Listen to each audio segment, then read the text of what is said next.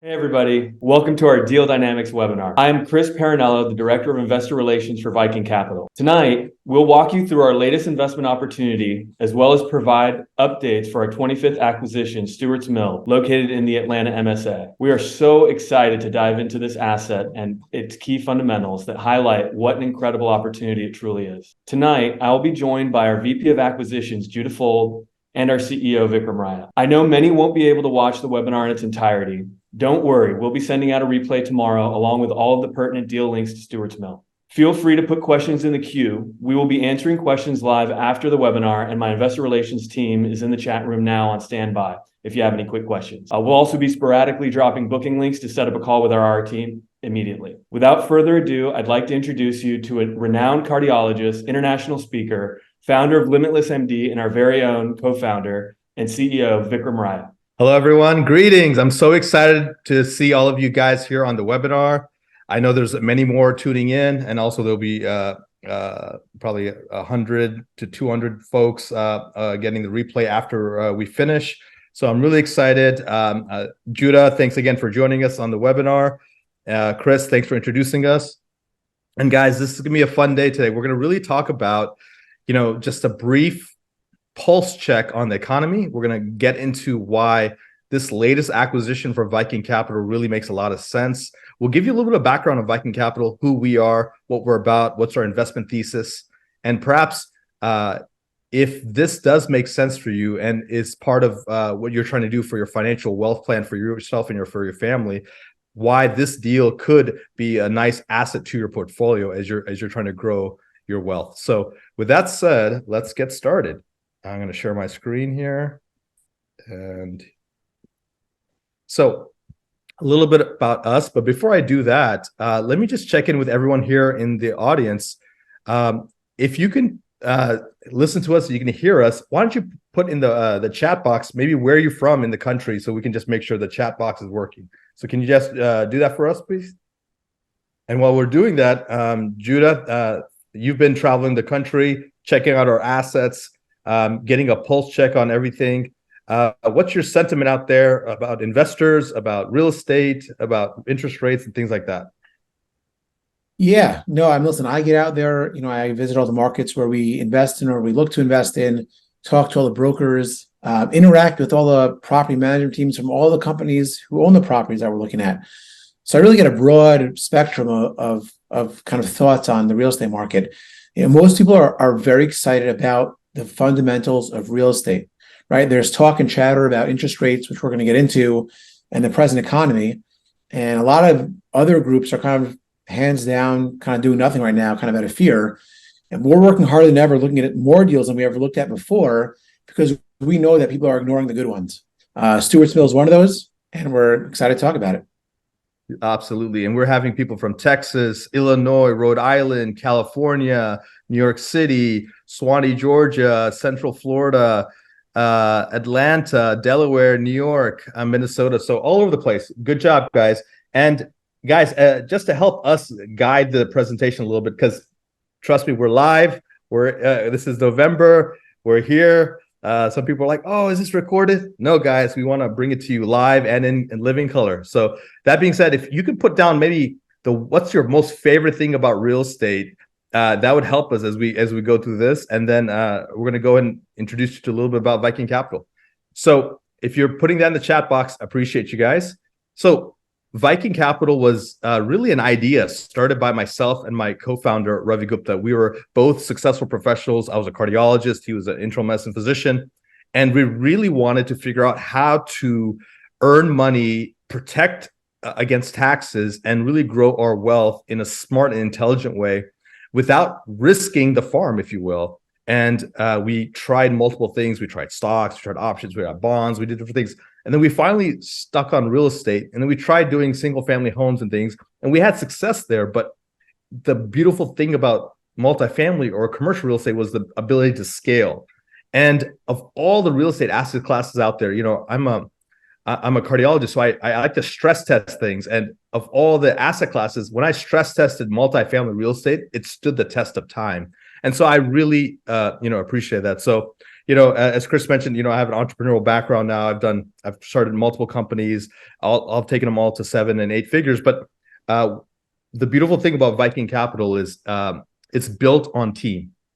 It's built on principles. So let me tell you the principles first. We believe in creating equity for our investors. We believe in protecting against taxes. We believe in diversifying across the country in multiple different assets. We believe in creating appreciation, forced appreciation by infusing capital into deals and improving and value adding. And the other way to do it is finding markets that are about to emerge or explode and really investing in those early.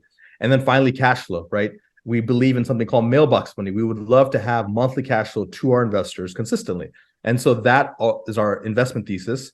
And in terms of really the parts of the country that we like to invest in, we like to invest in the Sun Belt. We invest in Texas. We invest in places like North Carolina, Florida, DC, Indiana. These are places that are really growing, and there's overall landlord-friendly states, and these are places that we're able to find those value-add projects. And so, with that said, you may wonder, how do we build a company? How do we build a team? And when you invest with us, who are you going to work with? Well, you're going to really work with an all-star team.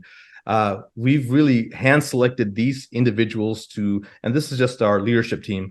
Our full team is larger than this, but the leadership team is really, you're going to get the institutional feel of a higher quality, large REIT or institution, but you're going to get the personal connection that you get with more of a smaller boutique firm.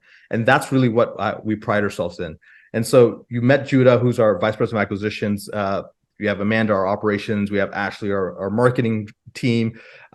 Chris and his teammates are all part of the investor relations team, and they're the ones who are managing the chat, and they'll be answering all your questions. And if this investment piques your interest, they'll be the ones on the phone with you.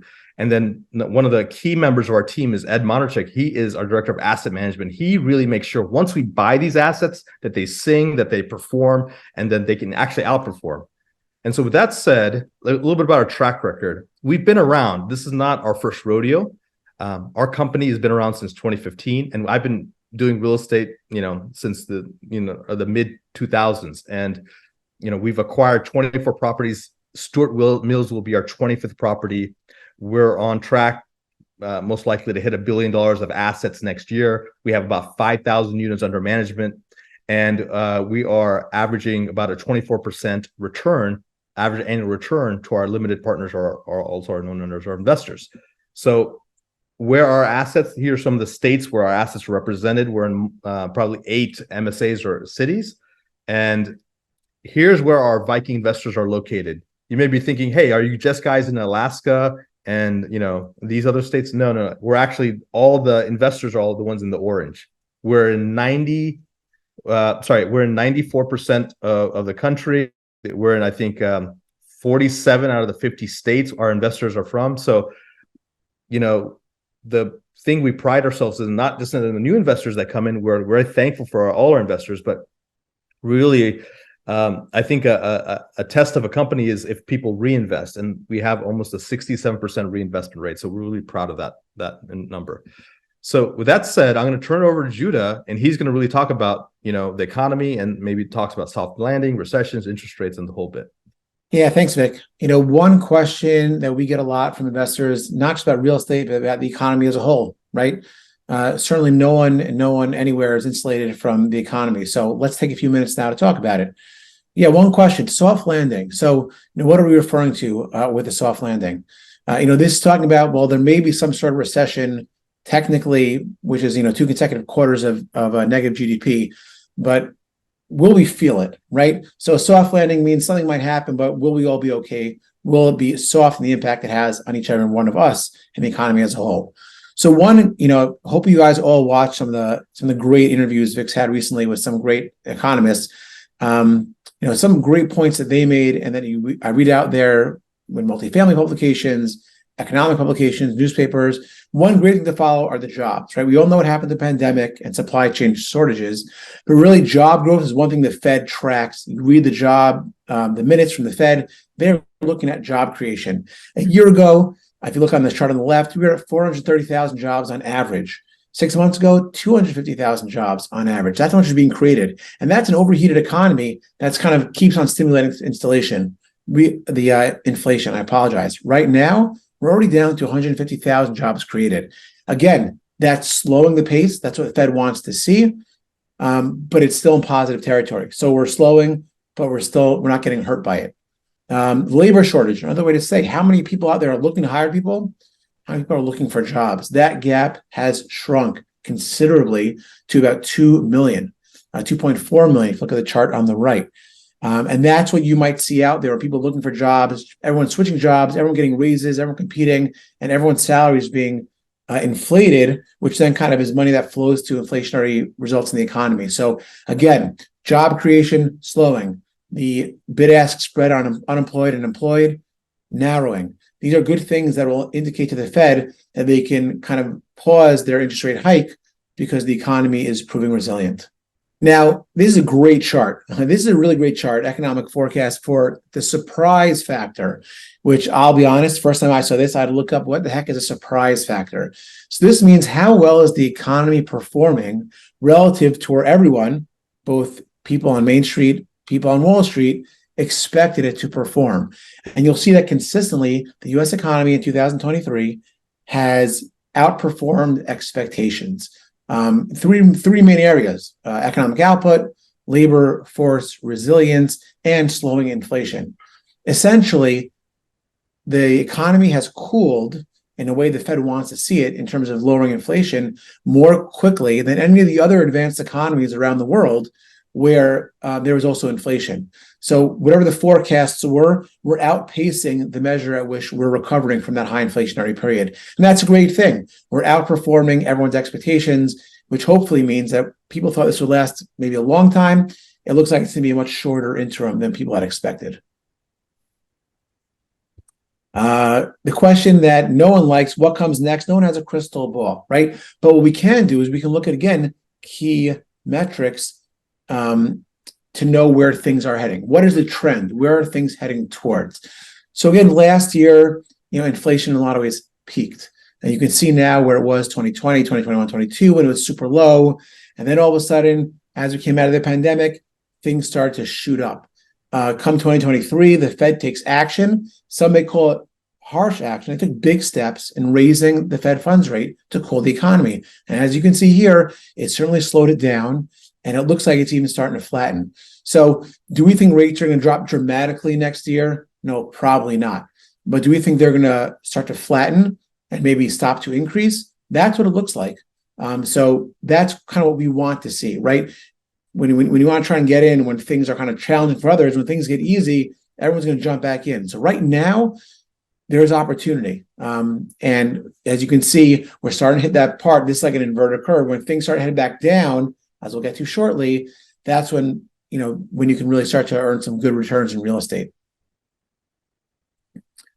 So cap rates, thankfully, a lot of our investors have really, know a lot about real estate. They know what to follow in the market. They know that cap rates are a measure of risk and often the key tool in valuing real estate, right? You take the NOI, divide it by that cap rate, and then you get to the value of the property. As cap rates go up, well, values can go down. So where are we going to go from here? These are the long-term averages. Unsurprisingly, as interest rates have gone down, cap rates have come down also, given the cost of capital. But as you can see now, they've already started to kind of trend in a good direction. And most importantly, this is the impact it has on transactions. When things move so quickly, right? Look at the rise from 2020 up to 2022, then factor in the way interest rates then shot up. No one could underwrite deals. Things are moving too quickly. Buyers and sellers, they couldn't come to a meeting of the minds on a price on a property, and transaction volume shot down. Now, as I mentioned in the last slide, as those increases in rates really slow down and we're going to plateau on rates, now buyers can underwrite the same way sellers can underwrite. The debt isn't going to change dramatically in the 60 days you're under contract, and deals are starting to happen again. Prices have changed. Prices have come down, which really presents a tremendous buying opportunity for the deals that work for groups like us. So now let's get into the fundamentals of real estate. Right now we talk macroeconomically. Let's talk for a brief minute about apartments, right? What's driving this over here? So again, when rates have gone up, single family home prices, well, people just aren't selling their homes because they can't afford to buy a new home with the higher interest rates. The same token, even people who want to buy a home, again, their money is going to go won't go as far for them when they have to pay higher monthly payments. Therefore, the cost of housing is seemingly insurmountable for many, many American home buyers, which leads them to continue renting. So the cost of paying a monthly mortgage, all-time high, which makes apartment renting pricing seemingly a bargain for most Americans, driving this higher demand. I want to stack on what Judah's saying. The average home price like a year or two ago was 99,000, and now it's 115,000, the median home price. So it's almost inexplicably unaffordable for most average Americans to buy a home. And so, plus they're not building as many apartments nationwide. I mean, there may be some sub pockets of overbuilding, but overall across the nation, there's an inadequate supply. And so inadequate supply, unaffordable homes leads to higher rental demand. Yeah. And this is a fascinating chart over here for a couple of reasons, right? Here are the demographics, the average population size for all different, ages in America. On the right side, you have the surge of, baby boomers who are now retiring. In the blue, you have this really high demographic of millennials who are now reaching renting age. Basically, really the children of the boomers for the most part. And that's the blue. The highest numbers are in the blue. These are also prime renting ages. Now, in the past, renting age really stopped around 30, 31. That's when people would often buy a house. Now, as we mentioned earlier, it's harder to buy a house. Not only that, millennials are getting married later. They're getting married now into their 30s. And often what people buy a house and they get married and want to have kids. So not only do you have the largest generation and the largest age population in their renting years, but that time period itself has widened. So all of that is fueling more renters than this country's ever seen before. So with an undersupply of housing, higher cost ever to buy a home, and more people needing to rent, that is continually fueling, the rental population. Now, it's also not fueling C apartments. It's not fueling low-income apartments. It's fueling, A and B apartments where Viking operates for that reason. We want to provide where that demand is. That's where we're looking to buy the apartments. And now let's talk Fed funds rate. So this is really the tool the Fed uses to manipulate rates. And seeing where all the experts predict that Fed fund rates will be is really key for our strategy to Viking Capital. Now, if you see towards the top, right, that's where we are right now on the left. Those really tight packed group of orange dots around 5.6%. That's where it is now. And that's where rates have gone up to 5-6% on our loans. However, as things plateau and they slowly come down, for a deal like Stewart Mill and the deals we're buying right now, that's while we own the property. We have fixed rate, long-term debt, really not impacted by rates going down. However, when they get towards back to their historical norm in the median, in the longer run, around 2%, that's when borrowing costs are going to be really pretty low again. And as we mentioned, the lower borrowing costs are, the higher property values have historically risen. So again, the name of the game in real estate ultimately is not complicated. It's buy low, sell high. So we're buying at a time now when prices are historically low, given the last 15 years, and we're projected to sell at a period where prices are going to once again be high, given lower rates. So kind of the Fed funds rate and the story going forward is exactly what we're strategizing around. So kind of just to summarize, I know I gave a lot of material here. By the way, feel free to reach out to us. Our investor relations team is more than well versed in all this information as well. They can really walk you through a lot of these. So don't just book a call for Stewart Mill, book a call to learn more about how passionate we are about this moment in the multifamily economy. So with low ownership, a lot of millennials, baby boomers downsizing, rent growth continuing, and now being a buying opportunity for what will be a strong exit opportunity, all that points to our continued conviction and kind of our passion and excitement for multifamily apartment investment. Thank you, Judah. So now that we laid out in the foundation, let's talk about Stewart Mill, our latest acquisition. So Stewart Mill is located in Atlanta, Georgia, one of the strongest MSAs. We have a large presence there. We've done, I think, like almost 9, 10, 11, 12 deals there. This is a really middle of the fairway deal. It's 188 units. It's a B-class deal, 1988 built, well taken care of, owned by institutional owner. We're taking it over where they've done a lot of the exteriors and they've left a lot of the quote unquote meat on the bone, the interiors, for us to sort of take over.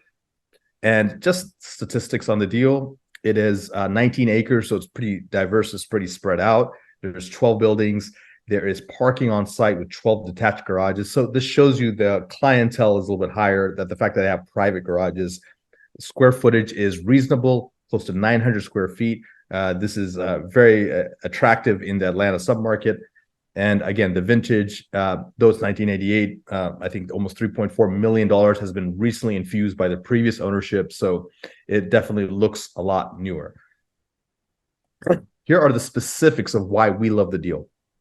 Number one of the most basic formulas of success in multifamily is value add. What that means is buying an existing cash flowing, well-functioning property in a good area of the country and improving or upgrading some aspect of it, whether it's operations, interiors, exteriors, or just increasing operations in such a way that it drives rental income up, it drives NOI up. And this is what we're doing. 73% of the interiors are primed and ready for renovation, and that's our business plan.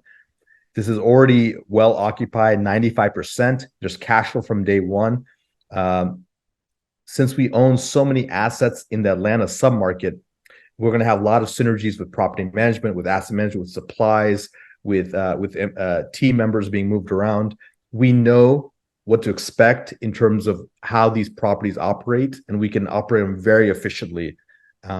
Next, we also know the trends that are happening in Atlanta and in the Douglasville submarket where this deal is located, and we're going to share them with you on this webinar. Also, we got this deal for a $4 million discount. This was listed as a $32 million deal. That was the whisper price. That was the guidance price. There were offers much higher than ours. We had that best track record. We had the most experience, and we had the lowest price, and they ended up going with us because they wanted a surety of close. They wanted to have a sort of a like-kinded person take over the property and take it to the next level. And so I think it bodes well of, Viking's reputation in Atlanta. You can see here, it looks a very well-maintained property, beautiful pool, beautiful clubhouse. One of the things I like about it is I like when it's more family-friendly apartments. And what that means is usually more 2s and 3s. And the fact that almost 70% of the properties in 2s and 3s, again, bodes well to more of a stable tenant base. But there's still 1-bedrooms, which is good for like the working professional. Now, when you're looking at here, we've talked about the 73% of the units ready for upgrades. This is a breakdown of exactly how we're planning to go about that. Some are going to be partially renovated, some are classics, and we're going to renovate all of it. I think we're infusing like, Judah, what are we saying, like about $12,000 to $14,000 per unit to really get it up to par?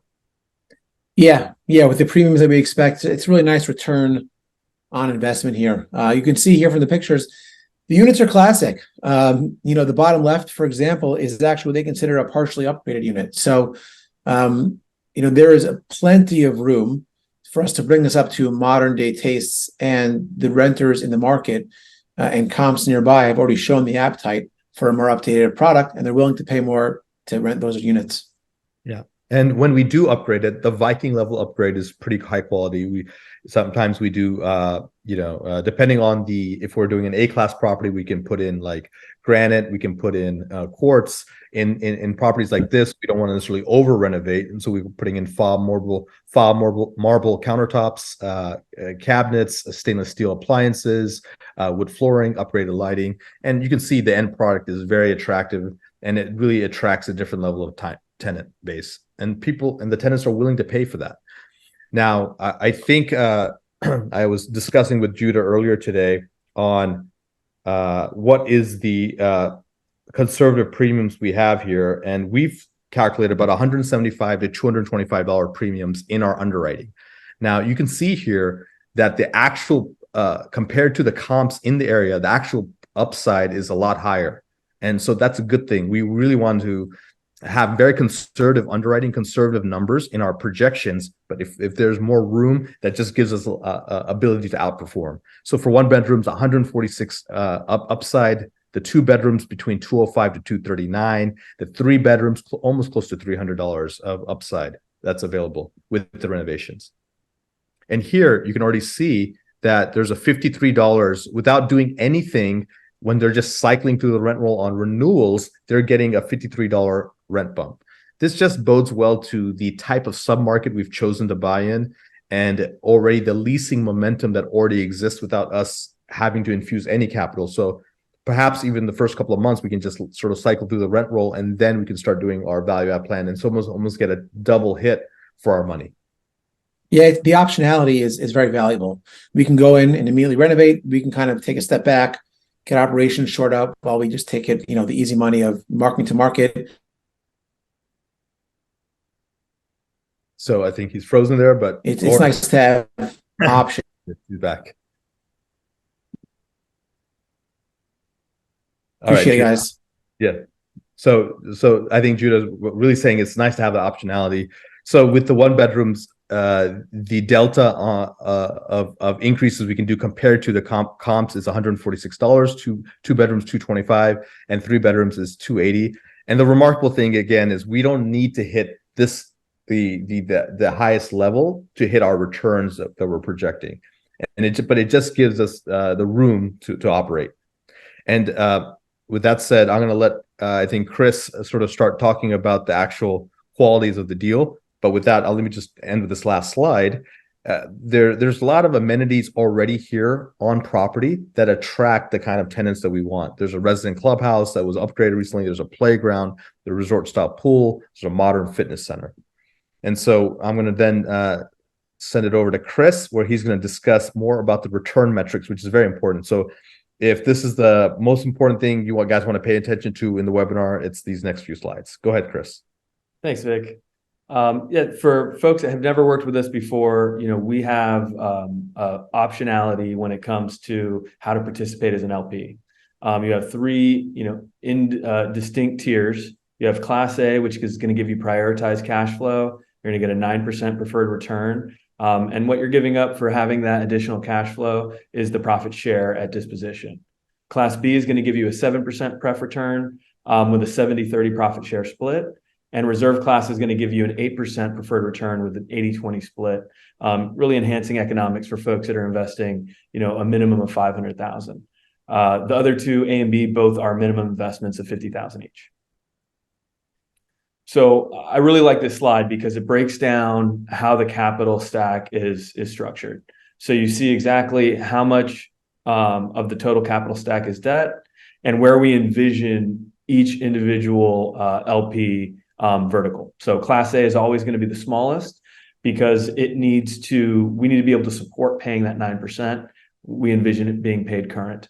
Class B is going to be your largest share. And then reserve is always going to also be a smaller tranche.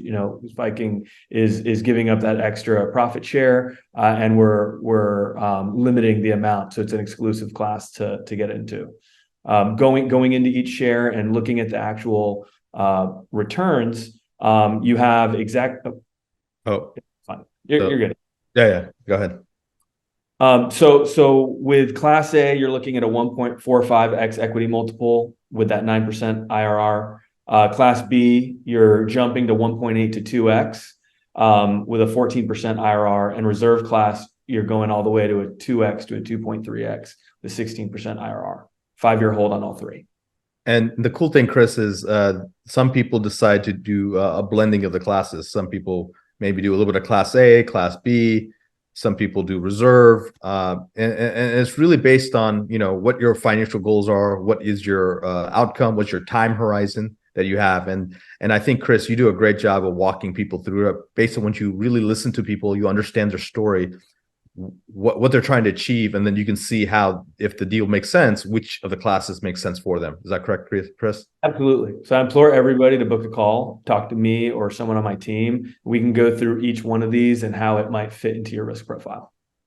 All right. Investment highlights. For the asset, you have a really large property, 19 acres. You have a clubhouse, leasing center, detached garages, dog park, play area. I was actually on site just a few days ago in Atlanta, walking a few investors through the property, and the amenities for a 1980s building are really fantastic. Fenced-in dog park, kids play area, Amazon lockers. They've really upgraded it, and a lot of that capex that the broker pointed out that the current owner put into it. When you walk into the clubhouse, you see Florida ceiling glass windows that look out to the pool. They did an amazing job updating this property. The financial highlights: you have new leases in the past 30 days are 3% higher than in-place rents. On average, roughly 40% or $40 increases. Renewals are right in line with the in-place rents. The Douglas submarket is continuing to grow and is a nice little pocket in Atlanta that hasn't seen the huge amount of growth that you've seen on the south side and the north side. So we're really getting into Douglasville at the right time. Minimal concessions in this 80s type build property. The value add is really the strong part of this deal. 73% of the units getting upgraded with significant $14,000 upgrades. And it's really a basis play. So being able to get in there, get a discount on the deal, update the property, increase NOI, that's really what it's all about. Economies of scale, we've talked about how Atlanta really is the core for Viking. We have 9 other properties there. They're all doing really, really well. And we're positioned to where when we start exiting some of these deals, we can package them up, sell them to institutions. We also get to take advantage of having the connections with the construction companies to do these upgrades and to get our capex, because we've worked with them so many other times before on these properties. This performance is really a snapshot. Like I said, schedule a call with us. I'd be happy to go through the full underwriting package and our internal model to really give you scope. But what you're seeing here is basically the trail down from gross potential income, some of the revenue loss metrics, expenses, and it trails down to net operating income. And the reason this is important is this is going to act as the basis for how we're going to force appreciate the property. We're going to increase NOI year over year to go from 1.8 million to 2.6 million. And that from an exit perspective is going to create 758,000 of NOI growth and $11.4 million of value, assuming we exit at the cap rate that we're targeting, which is very conservative, in my opinion. Investor returns on a $100,000 investment. This is really a walkthrough, and I'd be happy to go through this in depth with anyone, but it really lays out what you're getting as far as cash flow year over year. For Class A, you're going to get that $9,000 annualized. It's going to be broken out. All of our distributions are paid monthly. And with your capital back, you've made $45,000 on $100,000 investment. Class B and reserve, you'll notice that these have the same cash flow. So they're pari passu. So $100,000 in Class B is going to get you $5,000 annually in year 1, $5,000 in year 2, $6,000, $7,000, $7,000. And then you're going to get a $60,000 kind of windfall when we dispose of the property, making your total upside to $90,000. If everyone's wondering to reverse engineer these numbers, really what we're doing is taking the middle of our range. So we're not the highest, not the lowest, right in the middle. Reserve is going to follow same in line with Class B. However, you're getting a much more significant cash flow because it's 5 times the investment. In addition to that, you're getting an 80-20 split, capturing an extra 10% of Viking's profits for enhanced economics. And you're making an $575,000 in total return. So this is, this time of year, this topic comes up a lot. And I really want to stress that, this is going to be the last Viking Capital deal in 2023. Everyone witnessed last year how the IRS phased out bonus depreciation, started its step down process. So we've gone from 100% of bonus depreciation down to 80%. And it's very confusing. A lot of people feel an 80% versus what you're actually going to get on your K1, which is how we report on these LP investments. So 80%, the way I think about this is you're getting to capture 80% of the actual depreciation that the property creates. So if it creates 9 million in depreciation, you're getting 7 million, and then that 7 million gets divided by all of the LP equity.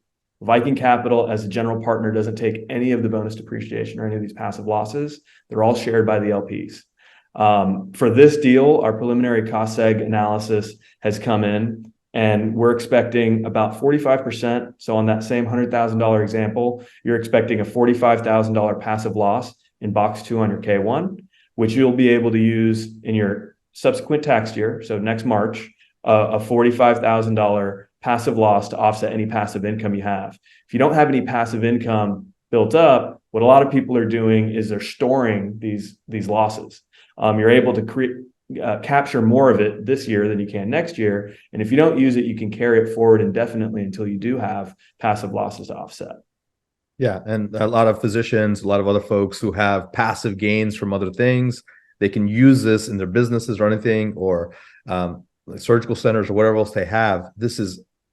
Can completely offset that. Also, all the distributions you're getting from us can be offset by this as well, because that's passive gains. So there's so many ways to use this passive loss.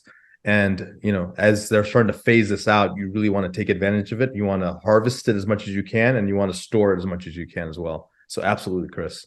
Exactly. And we're not CPAs, but call us, talk to us. We'll guide you the best we can, and we'll get you connected with the right CPAs that do this exclusively for passive investors and make sure all your questions get answered.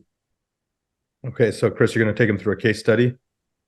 Yeah, if you want to go back once, yeah, exactly. Start earning now investment case study. So really, this slide. So one of the things that we started new for Stewart's Mill is we've changed our banking relationships and created a really great relationship that allow us to put this capital in a money market account. And why this is important is your money starts working for you the day that you fund your investment. This helps Viking out because it's always, more beneficial for us to know exactly who's in, who's out, have those positions secured. But the benefit for you, and I like the reason we built this case study, is on our first webinar, we had a reserve investor that came in immediately. It was a perfect fit for him. We went through the underwriting, and he funded that next day. So coming in on October 11th for $500,000, his money is sitting in that account for 72 days. So he's just for funding early and making this decision quickly, he's going to get a bonus distribution of $3,994 versus if he made this decision on November 10th. So it becomes pretty powerful. Everyone's trying to make sure that they maximize their earnings. But this is a really nice bonus that I think, Viking was able to secure for its investors. Yeah. So it's all about making your money more efficient. And this is just another way that Viking's just looking out. We're trying to put ourselves in our investor shoes because we co-invest with you guys on every deal. And this makes total sense. All right. So let's talk about due diligence. Judah, you want to come back online and just share with us? We've essentially taken our whole team, an army of our asset managers, our property managers, and we've gone in, we've looked under every crevice, looked around every corner. We've detailed all the leases. So what did we find, Judah? Yeah, no problem. I mean, just a quick recap. Yeah, we literally went in there with our team, with our property management team, with our asset management team. We walked every single unit. We walked around every single building. We crawled through the crawl spaces under the building. We poured through every single lease file that there was. And unsurprisingly, this property, as we expected, given the previous ownership and our previous tours of the property, was in great shape, which is great to see. We budgeted properly in our estimates, and some great news, that we came away with. Yeah, we confirmed the property was repainted in 2021. The entire parking lot was resurfaced and restriped in 2022. They replastered the pool in 2022. Actually, we didn't know that because we didn't really get in the pool or look that closely on our tour. That would have been looked at unfavorably by the office staff. But now we got in there and saw that it was actually totally redone. 85% of the HVAC systems were replaced over the last 3 years. That is huge. We usually budget to replace a certain number of these a year. Only 15% are remaining. The rest of them are pretty much new. And they also kind of put on gutters and gutter guards, which just extend the life of the roof. extend the improve the siding, and reduce kind of the amount of cleanup we have to do. As I mentioned, we dove into all the lease files as well. And this is great because it gives us now kind of a live snapshot as to who is in this property. We know their tenants. We know that tenants make decent incomes. We know that they pay their rents because we saw in the financials that the accounts receivable, the delinquency was low. But now we can see actually where they work. And we were very happy to see a really highly diversified tenant base in many different industries. Healthcare and medical, always near and dear to our heart, not just because we like Vic and Ravi, but because it's a really robust industry with high income earners, even kind of the techs, the nurses have steady paychecks and pay rent. Logistics, unsurprising. As we might have mentioned earlier, I know we spoke about it in the last webinar, this is a phenomenal corridor of I-20 that connects Atlanta, Florida, and also the Carolinas to the entire South, Alabama, Mississippi, Louisiana. So there's a lot of logistics hubs around there. But then also admin, retail, manufacturing, food service, transport and supply. This just really hit a lot of what we look for in the sense that no matter how any one sector of the economy performs, we have a diversified tenant base, which was we hoped for, and I was glad that we found out. Thank you, Judah. Yeah, and that just bodes well. So, this is how we look at a property, right? We go macro, we go micro, we look at the asset, we look at the surrounding submarket, which in this case is Douglasville. Douglasville is in West Atlanta. It's near the I-20 corridor with I-285, which is a loop around Atlanta, for those of you who are familiar with it. Lionsgate, major movie studio, opening a 500,000 square foot studio there. 2 million will anchor 3,000 jobs. It's going to anchor in Douglasville. This is portending to why Atlanta has become sort of the Hollywood of the South. Again, more and more movies are made there. I think I was doing some research. 68 movies were made there last year, almost 270 shows. It really shows the kind of job growth that Atlanta has. In talking about Douglasville as a favorable submarket of Atlanta, you can see here the rent growth doesn't stop. From 2015 all the way to 2023, it keeps growing. So this is where people are moving, and that's exactly where you want to have an apartment complex that can serve these people. Occupancy is staying strong despite any of the economic fluctuations. Within a 5 square mile radius of this Stewart Mill's asset, $80,000 average household income, 62% of the people have a college education, 48% white collar jobs. Douglasville population continues to grow. So this is Douglasville. This is the loop around Atlanta.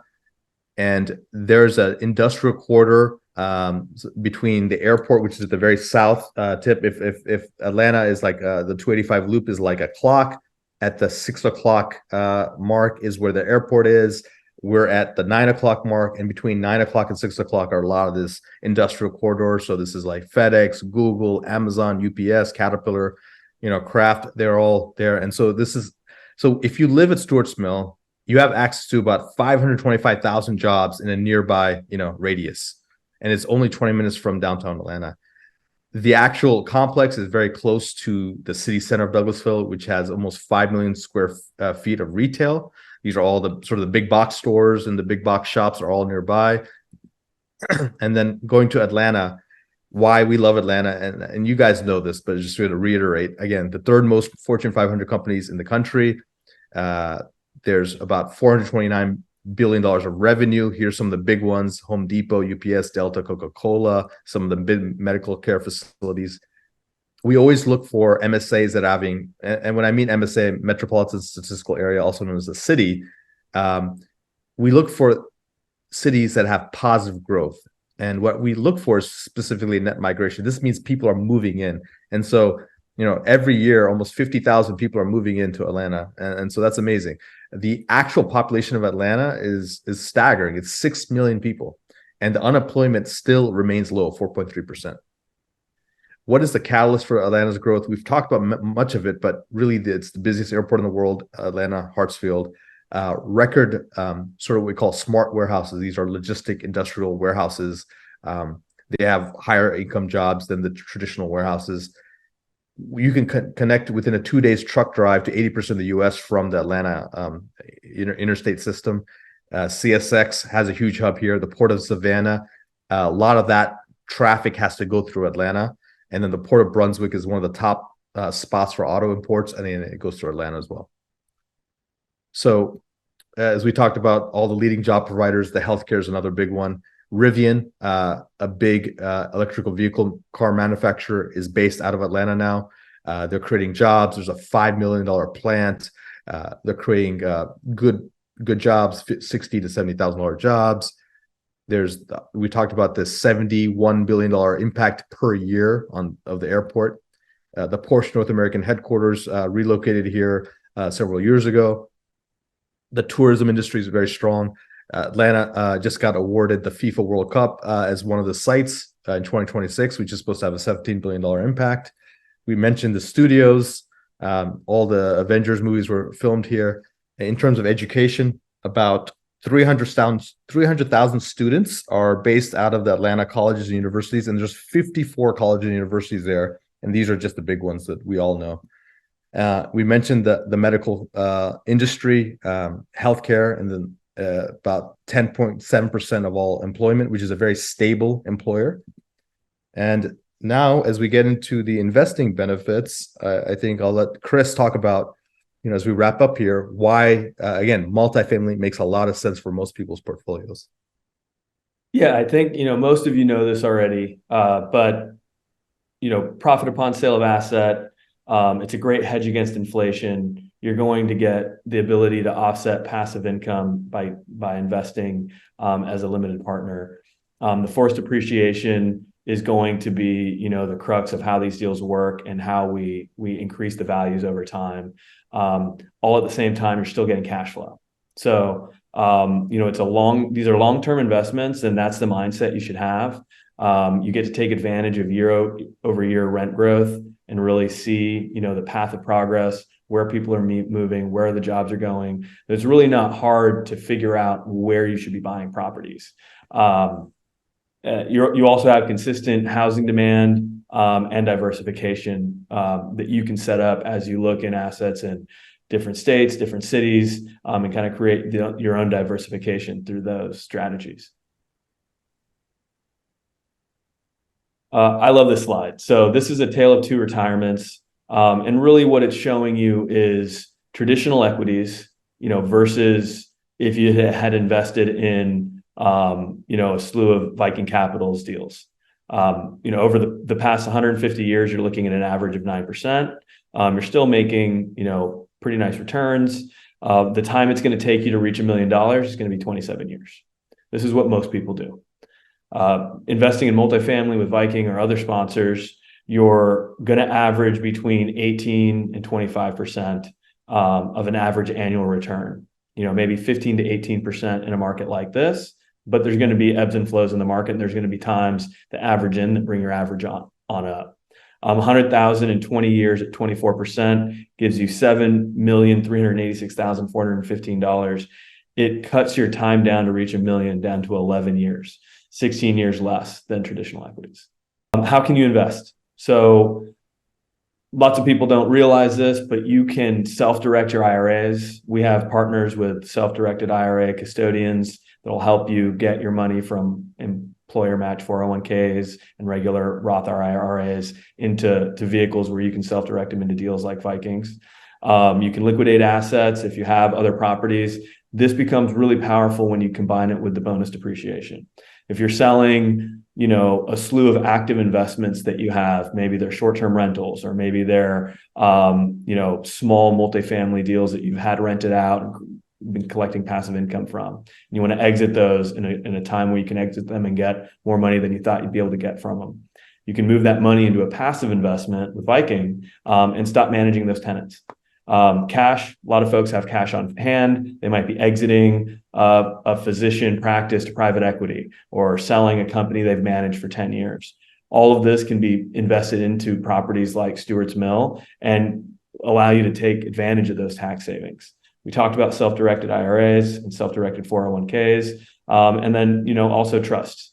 So I think as we wrap up here, we'll try to answer a few questions and we'll let you onto your evenings, guys. Thank you again for staying on throughout the presentation. I hope we really covered a lot of information here, a lot of background, more about the asset Stewart Mills, and then we talked about the submarket Douglasville as well as Atlanta MSA as well, and then sort of our strategy, our investment thesis, what we believe in, our team, and then now we're going to end with our track record. I think track record matters. People who've been around the block a little bit, who've been punched in the mouth and still standing, who have seen the economic cycles that are in real estate, and it's just the broader economy. So some of the things that we really pride ourselves in, it's not all the amazing things we've done for our investors, but really how we've protected our investors. Sometimes defense is as good as the offense, and so our defense is pretty strong. I'm really proud to say we've never lost a single investor dollar. We've never done any capital calls, and we really focus on capital preservation first. As people get wealthier and wealthier, their goal is really not about 2xing, 3xing, home running their money. They're really like, hey, if you can just return my money and give me a decent return, I'd be super happy. So we keep all that in mind, but we still try to strive for really helping you hit your wealth goals. So with that said, guys, quick overview: great asset, prime for renovation, well occupied, cash flowing from day one, monthly distributions. 25th, this will be our 25th asset. This will be our 10th asset in Atlanta. Again, we're starting to get market dominance here at this point. If you want to learn more, there's stuff in the chat box. Please click on it. Talk to our investor relations team. We'd love to help you. And even if you don't end up investing, but you just want to chat and discuss and strategize, we're here for that too. We're trying to be fancy like all the other kids on the street out there. We got a QR code, so click on that as well. And we have our emails down below. And if we can, I wouldn't mind answering some questions while people are doing this stuff. So let's go in here. Yeah, happy to jump on it. Nothing dates you though, Vic, like saying to click on a QR code. But let's jump into some of the questions. All right. What is the minimum investment amount? The minimum investment amount is $50,000. It is higher for the reserve class. But again, if you want to talk about blending different classes, book a call. We're happy to walk you through all the optionality there. Yeah. Do you Vic, invest? one question we got. Love to heat up. Yeah. What did you say? I was going to answer a question. Do you invest your own money in any of your Viking deals? Absolutely. We invest Yeah. our money in every Viking deal. Why? Because we really believe in it. Not just our money. We have our family's money in there. My father liquidated his IRA because it wasn't doing anything. He put it into our deals too. So again, this is something we feel very strongly about. We think it makes total sense to have our skin in the game as well. And so we do invest a sizable portion into every single one of our deals, whether it's us or our investment team. Can you discuss the tax benefits office main professional income? Absolutely. Again, a lot of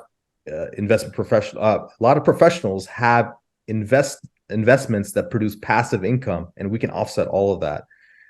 Again, you got to run everything through your CPA, but it makes sense. And then the minimum is all the distributions we're going to give you are going to be tax-free because we're going to offset that with the losses we're giving you. And remember, you can store your losses and use them in a future time frame. Remember, every year after this, it's getting less and less losses. And so that tax loophole or that tax advantage is being taken away. So while it's here, please take advantage of it. And again, we have less than probably 45 days before it goes from 80% down to 60%. Question came in: Do we use a fixed rate or a floating rate mortgage? We were very fortunate here to get a very solid fixed rate loan. We actually rate locked today, so hot off the press. We saw a decline in rates. We got this quoted originally at a mid 6% rate, like 6.5 or 6.6 even. Following the trends of interest rates over the last few days, rates have gone down, probably going to go back up. So we locked in a 6.1% loan, fixed for the next 5 years. So there's no interest rate risk kind of at all moving forward from this point. Yeah. And people are like, oh my God, it's a 6% rate. Well, it is that, but we did, people say you date the rate and you marry the value of the deal. And so the value of the deal is the $4 million discount we got on the front end. And so we don't mind temporarily having a rate like this because the numbers still make a lot of sense to us. That being said, if there's an opportunity and if it makes a lot of sense to consider refinancing the future, we'll consider that. Again, when we go into a deal, we always look at about 5 to 7 exit options on the tail end. So we're always evaluating everything. But even despite this rate, it is cash flowing, we're able to hit and possibly exceed these projections. Okay. Yep. Big question was, what is the milestone date deal? Chris, want to handle that one? I know, obviously it's going to be. Do you want to go through the milestones? Sure. Yeah, we're hoping to have all the capital in by the end of this month. We'll have an early December close. Like I said, schedule a call. Let's chat. We can go through the fees in depth as well. The pretty standard. You have an acquisition fee, asset management fee, and a disposition fee. We can go through those on a scheduled call, and I can walk you through the underwriting as well. Another question is, can we carry forward the bonus depreciation from previous years after it is phased out? And the answer is yes. So once you earn the bonus depreciation in the year that the property is acquired, you're able to move that forward indefinitely and use it when you have passive income. So if you think you're selling your practice to private equity next year, you can get bonus depreciation today that you would be able to offset in a subsequent year's tax year. And we can connect you with good CPAs that can help give you advice as well, but feel pretty confident about that one. Okay. So as we wrap up here, guys, it's getting at the top of the hour. Let's go ahead and capture some of the stuff in the chat, and then we can reach out to them privately, and hopefully go ahead and post the link for the booking a call, perhaps, Ashley, in the chat, so we have that. And then Vinay, good question. We've done something called a sensitivity analysis where, hey, if we exit earlier or if we exit later, or if when we exit, what the cap rate is, it's higher or lower than we expect. We've shown you sort of a choose your own adventure model where, depending on your own presumptions of how the economy, the real estate, or the duration of the hold is, you can decide if the return profile that we're showing makes sense for you guys. So all of that's there for you guys in the full investment deck. Sampath asked and it has to do with recapture. And yes, so the IRS isn't letting you avoid taxes. So you're offsetting taxes in the year that you use your passive losses. When we dispose of the property, you do recapture those. But the benefit you get is your money was growing tax-free for the hold period. And in addition to that, they're reclassified as long-term capital gains. So presumably, if you're an accredited investor and you're investing these deals, your tax rate is between 35 and 40%, and you're in that bracket, you would get reclassified when you recapture at the long-term rate of 20%. I think Don Goff was asking a question about, hey, if you when you did create the projections and pro forma, what interest rates we're using. I think we had a higher interest rate than what we locked in. Correct. Yeah. So again, we try to be super conservative as we move forward in this kind of environment and market. But that's exactly why all these things, when they come in, we take it as positive news, but we always try to assume much more of a conservative stance.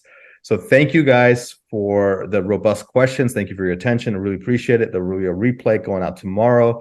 Scan the QR code, book a call. My team's waiting for you guys. Enjoy your evening, and we'll talk soon. And looking forward to it. And this deal is already filling up, guys. I don't know how much more room is left, but I encourage you to get in before we close it. There's not that many deals across the country right now. Many sponsors have pencils down. We're one of the few that have actually found a reasonable deal that's exciting and it's attracting a lot of investor attention. So please get in while you can and take advantage of that bonus depreciation. All right, guys. Have a good evening. Thanks, Chris. Thanks, everybody.